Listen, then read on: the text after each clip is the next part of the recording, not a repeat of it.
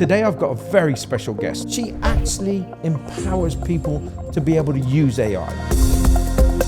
People usually they introduce me as the AI queen in Qatar. At the same time, I am the ambassador of the positive side of AI.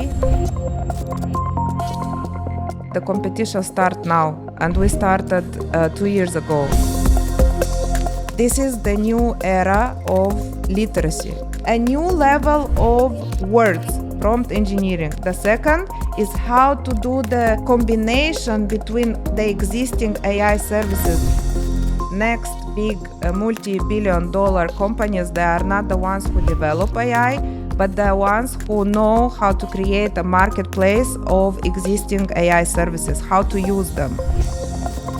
The leaders, they need to lead by example in order for the teams to become more efficient, more productive, AI-literate. 80% of organizations, they are hiring now only AI-literate. The time that I've known you, you get people to unlock their superpower, their potential.